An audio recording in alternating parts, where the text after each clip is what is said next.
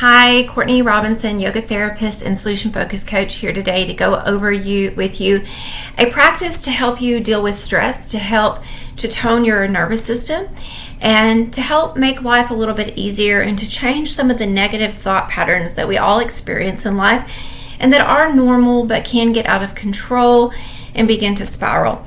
This practice, I have named it something my coach taught this to me, or my teacher, when I was going through solution focused coach training. I have blended this with my own meditation teacher as a yoga therapist over the years, and I don't do coaching per se in the formal realm, but I use coaching in what I do. I used to use coaching in the formal realm. I used to have my own private practice, but now I just am in cardiac rehab. So this is called Perfect Present Positive Perspective. We're going to use it as a visualization and meditation tool. What it does is it begins to reframe the way that we ruminate, so that when we start to ruminate over something that's going wrong in our life, that we don't spiral into worry that creates anxiety, which creates things like high blood pressure, low blood pressure, high heart rate, breathing problems, digestive issues. Those things create what we call adrenal fatigue. They start making cortisol and in our body, which leads to other problems. And a lot of people just really get in this cycle of rumination. So I'm going to try to help you with that. All right, so get comfortable. You can get on your back or you can sit, whatever's comfortable. Find a safe and quiet space.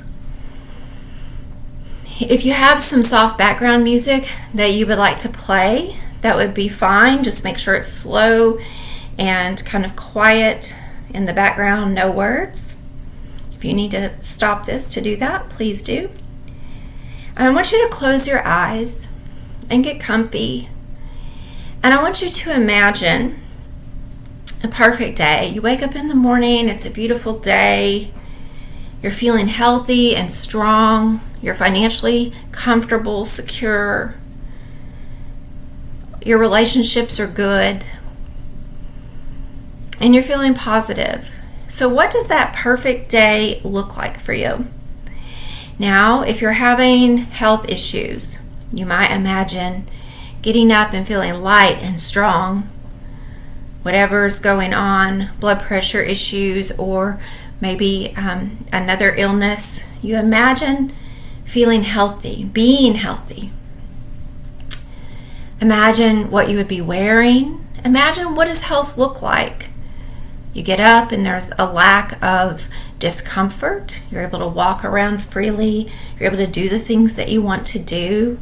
You've regained your strength and health. Imagine what your day is like. Do you go out to eat? Do you take a walk? Do you go visit friends or family? Maybe you could do things that you weren't able to do recently. If you have financial worries, imagine yourself having a safe and comfortable home, a reliable vehicle, your bills are paid. All right. You want to see it, smell it, taste it, feel it, and hear it.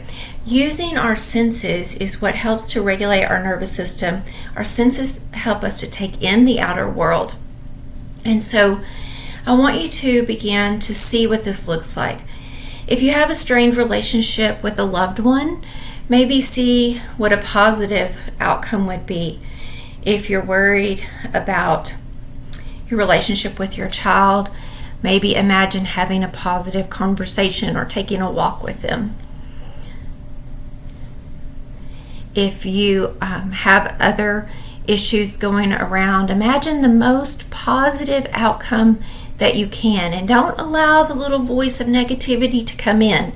We're just imagining. It's okay. We can get as wild and free as we want with our imagination. No one needs to squash our dreams. So just imagine the best possible outcome. Now, I want you to add a word or a phrase to that. And it would be something like this. I am brave. I am capable. I am smart. I am healthy and strong. My health is improving every day. Okay? My relationship with my blank is strong. I set healthy boundaries for myself, whatever it is you need, okay? And you're going to say that to yourself. So my personal phrase, which you can use, is I walk through life with ease and grace. And that just kind of covers everything. So when I don't feel like I'm walking through life with ease and grace, I say to myself, I walk through life with ease and grace. Recently, I have a child my son that's autistic, who was going through a tough time, and there's a situation I have no control over. I started to imagine what the best outcome would be for him, for our family, and I started to say that to myself and believe it and give myself the scenario. I play that over and over again. Every time I get worried about what could go wrong, I would imagine what would be the best outcome. It takes no more energy to think about what could go right than what could go wrong. I have no control over which way this goes, but I do control myself. So that might be saying the Serenity Prayer. You can do this in a secular way or religious way. I only know the religious way, so I'm going to say it as it is. God, grant me the serenity to accept the things I cannot change, the courage to change the things I can, and the wisdom to know the difference.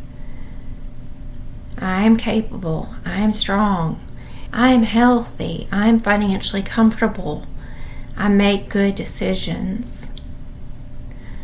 Whatever it is you need, repeat it to yourself 3 times right now. It can change. You can use different ones at different times. Breathe it in. Breathe it out through your mouth. Breathe it in. And breathe it out. Good. Now say to yourself, and so it is. And I want you to get yourself a little sticky pad. And I want you to write on whatever your phrase is going to be. I am strong. You don't have to do this right now. I'm brave. And I want you to put it somewhere where you're going to see it. In your car. I'm financially secure. Now, as you come out of this, just open your eyes. And what you're going to do, and relax. You just stay here for a sec. Take a minute. You're going to begin to repeat this to yourself all the time. And then to further on this process, to take it a little further, start to think about what all your possibilities are. When you think about Serenity Prayer, what's out of my control? What's in my control? If I need to be more financially secure, maybe I need to make some changes. Maybe I need to look at my bills and cut my spending. Maybe I need to get a job or a new job. Maybe I need to sell my house, whatever it is. And just write down all the possibilities and then mark out the ones you feel the least comfortable with and see what's left that you can do. Start there, okay? What this does is this informs us of what we are in control of. And it helps us to let go of what we are not in control of. And it allows us to begin to then empower ourselves to take charge of our lives. I've had long COVID, and I used to work out about 300 minutes a week, or an average of an hour, 6 days a week. And I am not able to do about a third of what I used to do, even though I'm 11 months out from having COVID. I've had it twice. I've had long COVID twice. I rehabbed the first time to about 80%, and I got it again, got sick again. So I'm not trying to go into I don't want to go into any political discussions, but I know I can work half days, a few days a week. I have been fortunate that my job has not been busy because of it, because I'm in the medical world. So that's just been put up on me anyway.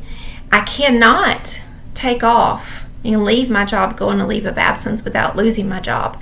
But I can work part-time. I can clear my obligations for the next 3 months.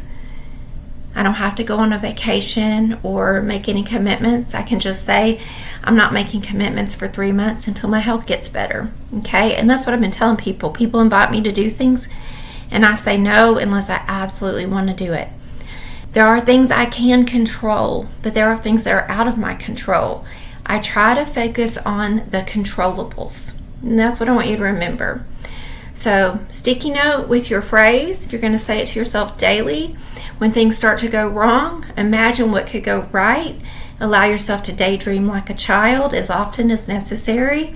And remember to control the controllables and turn the uncontrollables over to God, the God of your understanding or your spiritual belief, whatever that is. All right, thank you for being here. If you like this, thumbs up and subscribe if you feel called to do so. Bye-bye.